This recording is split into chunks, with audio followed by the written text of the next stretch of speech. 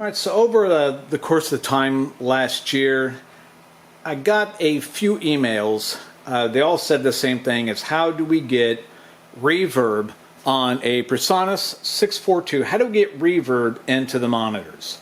Like, the instructions and how to use this console really doesn't state it that well, unless Presonus has come out with a newer version of directions on how to use the console.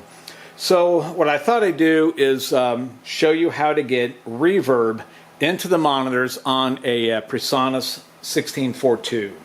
All right, and to start off with, we're going to be using channel 16.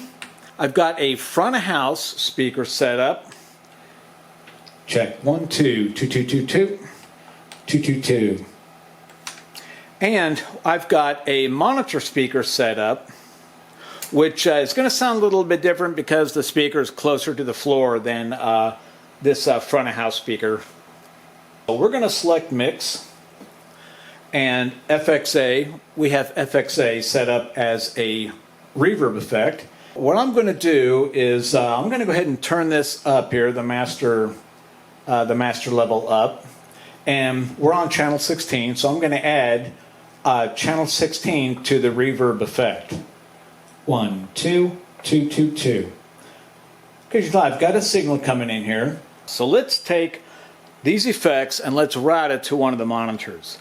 Now, I've got monitor number 1 up here, or aux 1. We're going to turn aux 1 up, and let's select that aux. And as you can tell right now, there's nothing being fed to it. So let's turn up 16 over here, because that's the channel that we're on. We're going to add some test 1 2 2 2 2. All right, so let's add some reverb into this channel. Now, back over here on the mix, and for those of you who've used this, you probably have pushed this button a few times, like, well, what's all these different things that are going on? Well, this mix button has basically 3 functions, and when you see your board looking like this, and you've got your auxes on it, this is, when I push that button once, this is the aux sends. And that red light that's right down here, I don't know how well it comes out on the camera, but it shows this is the levels. So we're setting levels, so I can add other channels into this aux. So that's level. So if we push it again, what comes up, it's still in level. But what you see over here is there's nothing over here. There's like all these lights, they don't exist over here. So let's go back to this. Here we are on our level. Now if we push it again, we get this. These are the controls for all of these channels here that do not have a light in them. Over here, I will tell you this. This is reverb. Pardon me, this is delay. This one is reverb. So if we look back on our reverb, we've got a reverb setting here. We've got the master volume turned up pretty high. So let's go over here to our monitor. We're going to select 1, that's our level. Select 2, let me get that funny display here.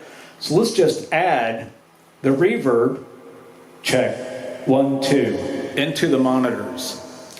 Now if we had delay set up, we would just use number 6.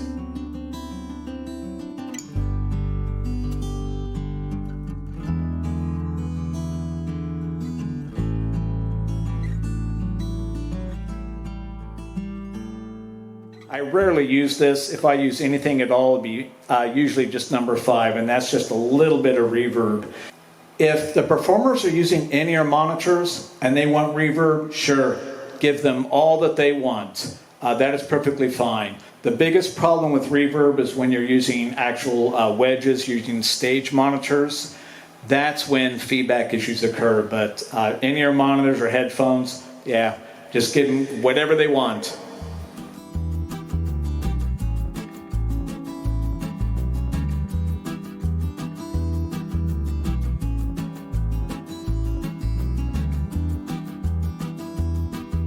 Here's a little bit of a bonus section, and I may have covered this in one of the past videos, but I thought I'd show it again. What some people will do is when they're adding reverb to their front of house mix, they will add it to the main. Test 1, 2. Let's just add some reverb. 2, 2, 2. Okay, they'll add it to the main, which is fine. But anytime that they want to turn down the reverb or it's too much, they may have to go into the mix and turn it down here. Now this can be problematic, especially if you have other channels that are using the reverb. You don't want to go in and have to turn stuff down here or come up here all the time, 2, 2, 2, and turn the main down. You don't want to have to do that all the time. So let's set this back up here. So what we're going to do is we're going to route our effects out of main and send it over to a subgroup. All right, so now we've got it out of main. Now we're going to, because we've got it selected here, this effects, let's add it to subgroup number 4. This is how we run this board. The R stands for reverb, and what it is that this is the reverb returning into the console. And as you can tell here, now we've got the reverb set to subgroup number 4, so let's select subgroup number 4. Now subgroup number 4 is selected to main, so anything coming into subgroup number 4 is going to go out the main output. And this is how we can return a certain amount of reverb. This is very, very similar to how you would return reverb on an analog console. It works great. So let's add some reverb to the front of house. Check 1, 2. All right, check 1, 2. 1, 2, 1, 2. And it's right here. This is how we can control how much reverb we want for the return. And it's great for effects because during certain moments of songs, if you need to bring up a reverb, like test, to have something sort of fade out, that's how you can do it. And in between songs, you can just bring down your reverb here, so you don't have to touch any of the controls. Thanks for watching.